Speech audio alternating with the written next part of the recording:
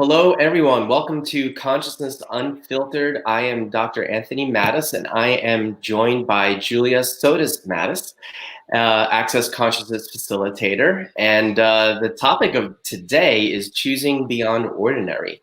So, for those of you who've maybe been watching some of these live streams or listening to these podcasts, I've been interviewing a lot of people who've been in Access Consciousness for quite some time. Julia, this is like your 9th anniversary, like today. And like, what a coincidence. We didn't even plan it this way. Today's your 9th anniversary when you started Access Consciousness. And you're 28 years old, right? So if my math is correct, you started Access Consciousness at the age of 19. And one of the things, so welcome to the show. Thank you. Thanks for having me, Ann. And,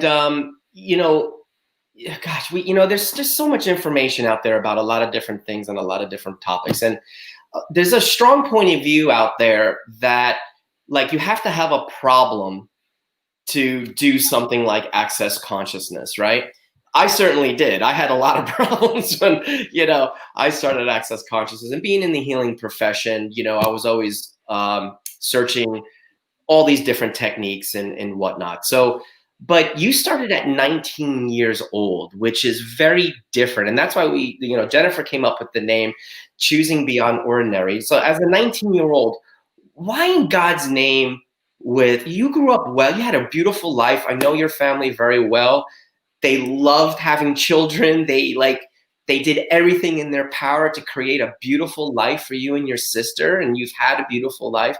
Why would just your average 19-year-old want to do something like Access Consciousness?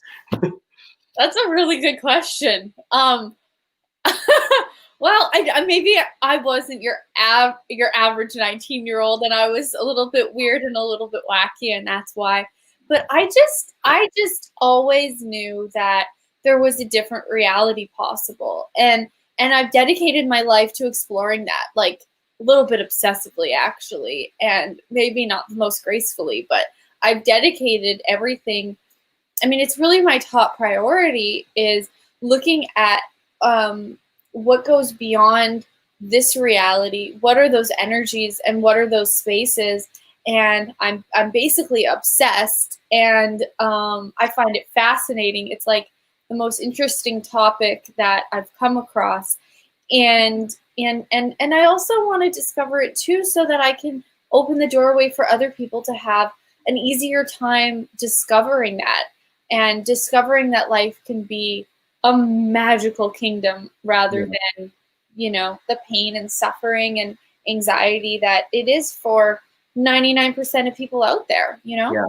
But again, being like a teenager at 19 years old, because I have kids, right? We have kids. You have step kids. My kids are your stepchildren. Yeah. I'm a 20-year-old now. I mean, he's not a kid anymore. He's in the Marines, and I have a 17-year-old who's going to be 18 soon, and we have a 12-year-old daughter, right? And it's like, but it's a different time. It's like I'm twice your age, right? So it's like I grew up very differently than you guys did, and you all have been very influenced by social media and cell phones and technology, and there was still like computers were starting to get into people's homes when I was a kid, but it was like only 1 out of 20 kids had a computer when I was, we were still going outside and playing. And then I grew up, very rural in Canada, so it's a little bit behind the times. So computers were just starting to come into homes 20 years later. Because we were 20 years behind. Yeah. So, but like, so what was that like awareness? Because you still, you were 19, you went to university, right? But you knew that somewhere in your universe, you're like, what else? What else? What do you think created that what else in your universe? And then what actually gave you the courage to seek what else, knowing that it was going to be different from maybe your friends, maybe some family members, definitely the kids in college, you know what I mean? Like, what made you say, you know what? I know this is out of the box, but I don't care, because I know that there's something over here that I haven't really been presented with yet, but I'm going for it anyway. Like, what gave you the courage to do that? And like, how did you know, Well, I guess I was born knowing. There's no how exactly. Like I remember being 5 years old and walking around my house, and I played this game with myself now and again, and it was cutting the imaginary. It was though there was an imaginary paper across the room that was like at the height that I could stand and have my little scissors. And I used my fingers as scissors, and I would walk around the house cutting the imaginary paper everywhere that I went. And I enjoyed walking around that way and cutting the paper. But I was like, I wonder if it's fate if I go to the left right now, or I wonder if that's a choice that I'm making. Mm. So I've always questioned choice and karma. And I'm like, is there such a thing, like from 5 years old? Because I'm like, what puts me here? How did I get here? Why am I here? Mm-hmm. And is the next choice I'm about to make a destiny, or is it free will?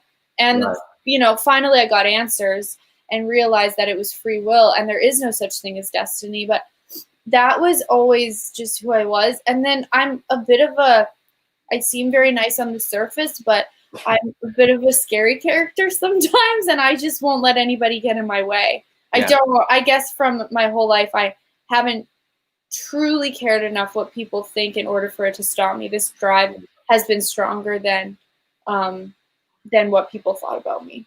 So like seeing like kids like in their 20s, like because you're still in university by the time you started Access Consciousness, and you definitely didn't choose Access because you're like, I have problems and I want to find some technique to make me feel better. It's like when you first learned about Access, you're like, wow, that matches the energy of this thing that I've always been aware of, and I'm really curious, and I'm going to go see what this is about. And here you are 9 years later. Yeah, exactly. And it was just like, it was just like through my high school years, even middle school, like I was reading a lot of books about, religion and spirituality and self-help, and I was reading and reading and reading, and I just loved it. I ate it up, and I always tried to use the principles as best I could. But then when I found Access, it was like it took the principles and then gave you the tools to institute them, which I hadn't found in any previous modalities that I had done. Right. And that was so exciting. That was the most exciting find that I had come across. And I mean, to stick with something really hardcore for 9 years is not something I've ever done. It's always been, oh, I like this, and then I wander to this and wander to this. But this particular way of looking at consciousness, Access Consciousness, is just so it's so exciting and it's so true to what I know that I just keep using this modality because it is so it's constantly stimulating, it's constantly changing, and it's constantly promising what it's constantly delivering what it promises, which you don't see very often. You know what I mean? Yeah, that's awesome. Yeah. So I'm not sure which question to ask first. So, okay, let's start with like in the beginning, in the early days, could you share some of like your go-to tools that you used to sort of like start the path of creating the life? What were the go-to tools that actually matched the energy of what you knew were possible before it actually started showing up? About that. Yeah. So, okay. So the first thing is I learned this question when I first came across the tools of Access. And that was asking the question, what would it take? So what would it take for blank to show up? What would it take for this to show up? And, I had been, right before I started Access, I had been reading a lot of The Power of Your Subconscious Mind, which I used, and that gave me, it was actually the tools in The Power of Your Subconscious Mind that opened the door for me to find Access. Because in The Power of Your Subconscious Mind, you just keep saying like the word of something you'd like to create. So I kept saying, I was working on the golf course at like 18, and I'm like, okay, I'm going to use the tools of the power of your subconscious mind. So I'm riding around on my golf cart. You know, I was the drink lady on the golf course and had lots of free time between customers. So I'm riding around on the golf course on my golf cart, and I'm saying magic, magic, like dreams coming true, magic, amazing possibilities, magic. And I just like going around the golf course, bopping around, like saying that, because that was the best tool that I had available at the time. Right. So then when I came to Access, I learned this tool of turning it into a question and asking a question, which was like, I was like a dog with a bone, because it was the best tool that I had found.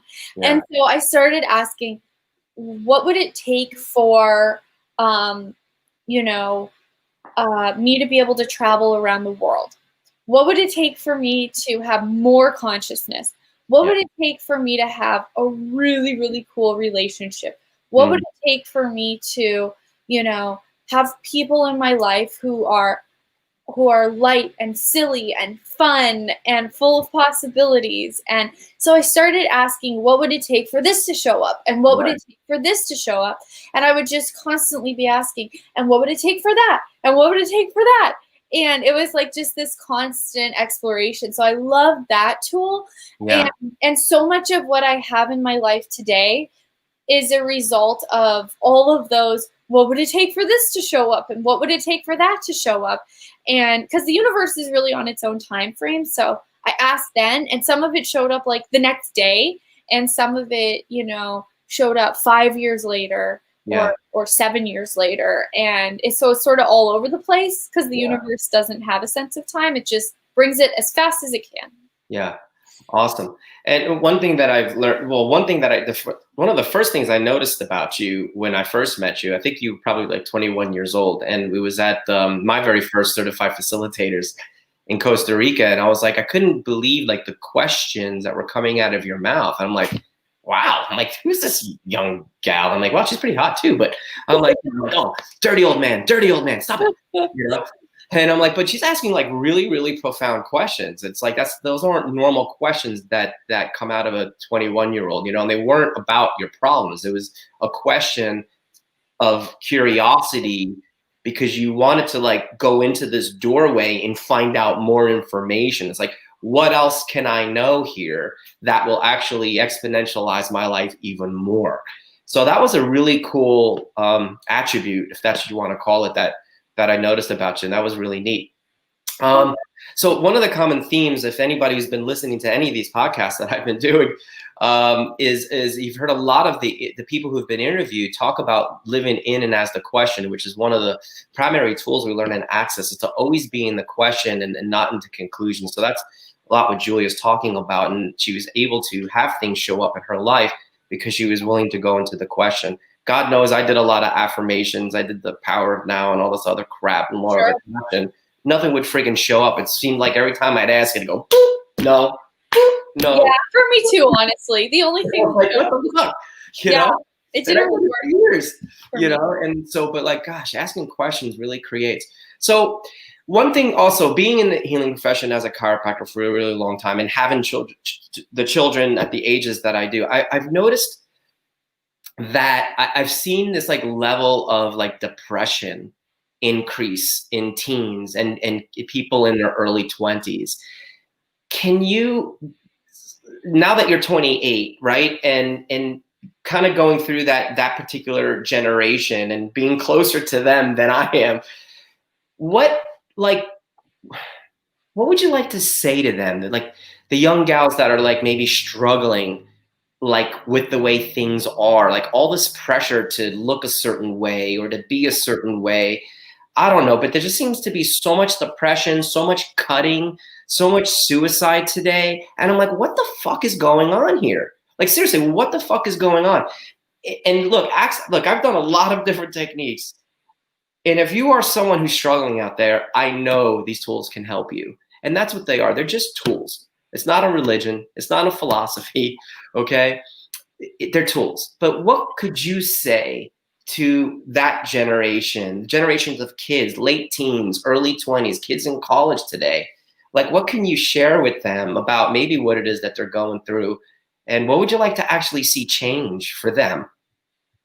Well, I think that the major thing is people don't have like kids that age don't have a sense of their future, Mm, energetically and cognitively. It's like when you're that age and, you know, you're supposed to be able to do anything and be anything, but then there's not really a whole lot of possibilities that are available. You know what I mm. mean? If you're looking within this reality.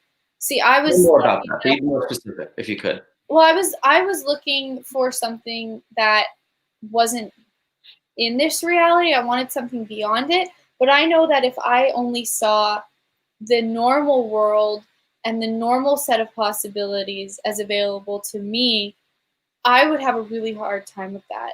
I mean, Mm, I definitely would be very depressed and on medication for sure. mhm, Absolutely, I would. I mhm. mean, if I, could even make it, because it's like we know that something else is possible. Like, this generation knows that something else is possible. They feel it somewhere deep down, but they can't find it anywhere. Yeah. It's like the only options that they're given are, it's there's like COVID-19, and there's the world economy is set to collapse apparently, and we have this crazy, horrendous political thing going on, and it's like where do you look and you see a world of possibilities, and then a lot of people will go to fantasy Mm, to find that, to a fantasy land, but then it's like the fantasy promises that things will get better and that you can have a great life, but the fantasy doesn't deliver and can't deliver because a fantasy isn't founded in what's possible. So it's like the fantasy doesn't work, the practical reality doesn't work, and so it's like, where do you find you? Where do you create you? Where do you express you? yeah. It's not like where you had, in the 1940s, where it's like the really exciting new possibility was for a woman to have a career, or maybe a woman wanted to have babies, or maybe a woman wanted this. But it's like now it's like sort of on this sort of grim landscape, you know what I mean? And it's like, so what I would do, is like start asking what else is possible beyond this reality, and start using the tools. I mean, the only thing I can give are the tools of access, because that's the only Right. thing that's helped me, So YouTube Yeah. videos, and I watched like years of YouTube videos. I mean, I watched YouTube Yeah. videos till the cows came home on Access Consciousness, and podcasts didn't come out until 5 years ago or whatever. But podcasts, and it just inspired me, and I started to see that I had a future, and that maybe the world had a future if we all started using, consciousness. Yeah, that's awesome. So what and there's tons of free content. You can go to www.accessconsciousness.com and you can, subscribe and get these weekly videos. I know Dr. Dane here creates a lot of amazing tour of consciousness videos, and that's what I used to do too, because I didn't have the money to go to all the classes, and I would just watch the videos and use the Yeah, tools, and things just started showing up in my life until I was able to start getting to the classes and stuff. exactly. So, and certainly for me, like I remember being in high school, like, I did not fit the mold. And it's like, you'd have things like career day, right? And it's like all these different types of careers, but it's like none of them like fit me. I'm like, Yeah. you know what I mean? I'm There like, am I wasn't even supposed a to be? chiropractor who came. Yeah, There wasn't even a chiropractor. And then I go to chiropractic school and find out that only 12% of the people in our country even go to a chiropractor. Maybe that's increased now since I've sort of, not practice as a chiropractor anymore. I'm still licensed, but now just being an access conscious facilitator, which is sort of matches the energy of who I be, and as well as you. So what would you like to see? And Julia, by the way, is also a co-author of two books. One is called The Doorway to Possibilities, and she's also a co-author of Relationships Done Easy. So if you want to check that out, I guess they can find that where, Julia? On the Access Consciousness website? no, on Amazon. Oh, on Amazon. Okay, cool. How does it get better than that? All Yeah, right. thanks. So what would you like to like see in the world, especially like for, I know it's for everyone because you facilitate adults, you facilitate people in their 50s and 60s and 70s, and even older. But like what would you like to see happen in the world, like really because of the tools of access consciousness, and in particular, like maybe kids in their early 20s, or even teenagers and stuff like that. What would you like to see as a result of the tools of access consciousness? Oh my gosh, it's endless. I mean, one of the things is like for people to be more connected to the earth, Mm, because we don't do well when we're separated from the earth, you know? It's sort of like those old Aboriginal, you know, practices and stuff where they lived on the land and they were connected to the earth and they used the land. And I'm not saying that, we need to live in teepees, but it's like but it's like it's the earth has so much to teach us. And one of the a really cool question in Access that Shannon O'Hara posed was like, do you look to your family for how to be, or do you look to a tree for how to be? Because a tree is actually going to teach you a much greater way of being in the world than anything that humanity can teach you. And unfortunately, I don't have a whole lot of belief in humanity. Um, and the less I have put my belief in humanity, and the more I've put my belief in the earth, the more happy and healthy and full of possibilities that I've felt. So, and that was really something, Gary Douglas once asked me, he's like, so you believe in humanity then?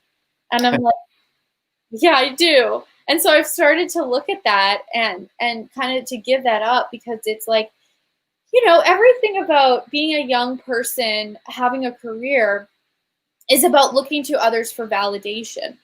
And when you're looking to others for validation, you're sort of looking into a black hole. yeah. Nobody can validate you. So then, like, a few people tell you you're bad, and then what does that mean? But it's like, what if you have other things to gift? And what if you have other things to receive? And what if it wasn't putting all your faith into other people approving of you or disapproving of you in your career or in your relationships? That's the wonderful thing about Access is I never had to do that, because as soon as I came to Access, everything was about looking to me for the answers and about looking to the earth for the answers, Mm, rather than about looking at other people for the answers. So, I mean, I would start, spending time in nature and talking to nature and asking nature what it can teach you and show you, and what you can receive from it, and it will be happy. And mm, as you be present with nature, nature becomes stronger. And as we're all more connected to the earth becomes stronger. And I don't mean that in an airy fairy foo-foo way. I mean, I still like living in my house, and I don't like going out in the hot summer heat, and I use an umbrella. But it's like, I mean it in the sense of like, people aren't going to give you what you're looking for, but the earth will. yeah. Yeah. Well, there's this harmonious relationship, if you're willing to have it, with our beautiful planet, that, it's like I think we forget that we're like floating around in space.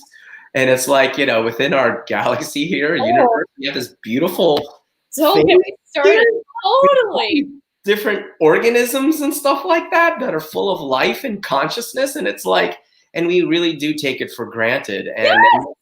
that It's was like, one how of the, did we get here? yeah, How? right. How? It's like, gosh, if you want to watch something really humbling for me, is watch the show How the Universe Works. It's like, oh my God. And out of that, it's like made this. But why did we get selected to have this amazing habitat, right? To create? And it's like, my God, we've collectively we've abused it. And it's like, what would it take? What would it take for us to actually have a more honoring nature for this beautiful planet that we get to play on and to live on?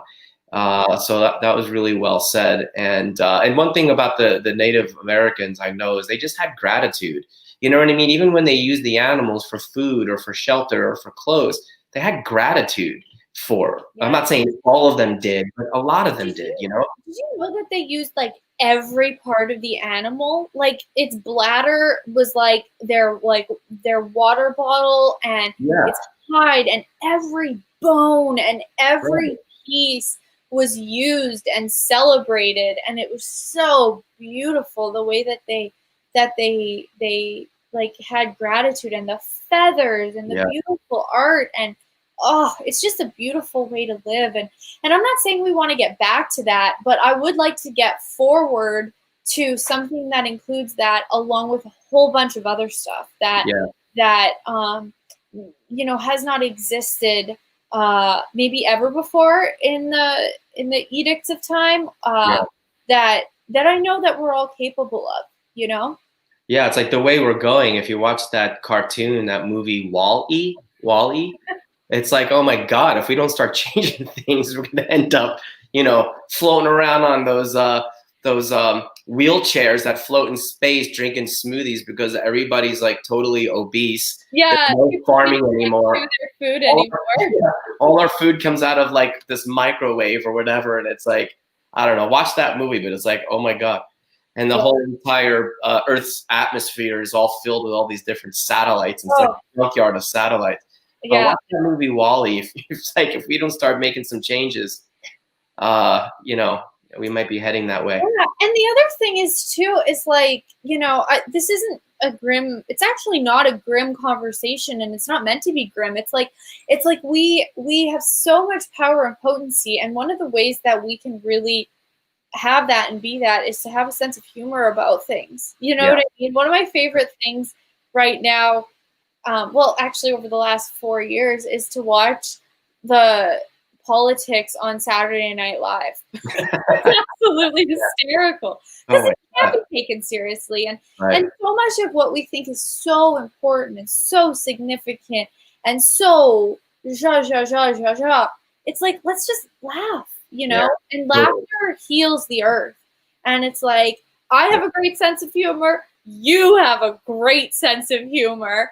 And you and I, just laugh all the time. And we're so silly around the house and just goofy with the kids. And that's the kind of life that I want to live. And Very inappropriate. inappropriate. And it's just fun. It's just fun. And Yeah. and it's like, we've been able to create something that doesn't fit labels, and it doesn't fit roles, and it doesn't fit a model of any kind of family that I see. It's like total like wildness, and but we've also been able to create and to facilitate, and each of you out there listening has this amazing possibility, with your sense of humor and with your ability to laugh, Yeah. to change the world, Yeah. and it's like, watch things that make you laugh, and be the silly person and happy person that you are. Yeah, truly, because who you are and what you are matters, and it makes a difference. And because every single one of you are unique in your own way, and that is the gift to the world. So I don't care who's abused it out of you, smacked it out of you, raped it out of you. It's still there. Nobody could ever fucking take it away from you. And Yeah. that's the gift of these tools too, because no matter what you've been through, your past doesn't have to dictate your future. You can be a contribution to the world, to your family, to your community, and whatever. And so that really is the invitation. And so, and again, one of the reasons why I wanted to have you here is not only because of how brilliant you are, but the fact that you chose this path at such a young age. And obviously my first wife committed suicide when she was 30 years old. She was diagnosed with bipolar, but it bothers me when I hear about these kids cutting themselves at 15, 16 years old and or thinking about ending it all and stuff like that. And it's like, no, there's another possibility out there. You just haven't been presented with it. And it's like people hold on to like what they know, and people are almost okay with being lied to. And it's like, and then they walk around thinking that there's nothing else that's possible. And that's something that I've been realizing lately. I'm like, don't these people realize that they're being lied to? But then it's like they give Access a bad name because it's so far out of mainstream that they would rather be lied to and have that shitty, crappy life than to actually go outside the box and try something different so they could ultimately have more of themselves. Yeah. What the fuck is that? And that's okay. You know what I mean? That's the thing of like not believing in humanity. You know what I mean? Like we have to let people make their own choices, even if they're not nice choices, and allow ourselves to have the laughter and allow ourselves to have the brightness. And that way those who are willing to be inspired will come along rather than saving everybody. You know It's what I the mean? kids though that I want to reach, because it's like it's the adults that are not like doing whatever it takes to show them a different possibility. Mm-hmm. You know what I mean? And that, I guess I don't have allowance for that, and that's where I need to be. And well, and I see people as like 4 trillion years old. You know what I mean? Yeah. So it's like I see it as sort of like I wasn't that young when I started. I'm 4 trillion years old, and you're 4 trillion years old. So it's like there's 20 years between us. So you're 4 trillion years plus 20, and I'm 4 trillion years minus 20. Exactly. No big deal. Exactly. You know what I mean? And that's how I get it. And it's not nice to see that. And it's like what laughter can we all be that, you know, and healing, and there's just go check out the tools of Access, because you're right, Anthony. There's just such a different possibility available. Cool. So, so you're a facilitator, so you facilitate the bars, which is one of the first things you start with in Access, the foundation. You're a Talk to the Entities facilitator. You're a Right Voice for You facilitator, which is a fucking amazing class. Yeah. So how can people find you? Where can they find you, and where all the classes that you're doing? Yeah. So, I have a website called juliasotas.com, and then I am on the Access site, accessconsciousness.com/JuliaSotas. I'm Julia Sotas Mattis, but I left my business as Julia Sotas, so you can Google that and find all kinds of things. And I do all kinds of different things, and kind of whatever fun ideas pop, I do a class on it. You know what I mean? So something I have coming up soon that I'm really excited about is a class about opalescent white light and how to use all the different applications of opalescent white light, which is a type of healing energy, and how to use that. So there's all kinds of different things, and you can just check out my website, and there's lots going on. Yeah, awesome. Well, thank you so much for being on the show. And yeah, so I guess I'll look forward to seeing you in 2 seconds after we're done. Yeah, see you in person someday in the other room. Yeah, so check out Julia. If you want to check me out, you could go to www.dranthonymattis.com. And there's amazing facilitators all over the world. So please. I'm also hosting, Anthony, for a 3-day body class in our town in November 13th. So if you guys are looking for a 3-day body class, you're welcome to join us. And we're going to have a cocktail party at our house one of the nights. And you can go on the dolphin cruises. We live on the ocean, and it's a beautiful thing. So you're welcome to come and enjoy. Awesome. Right. Thanks, Ann. Thanks so much, everybody, for listening. Bye-bye. Bye.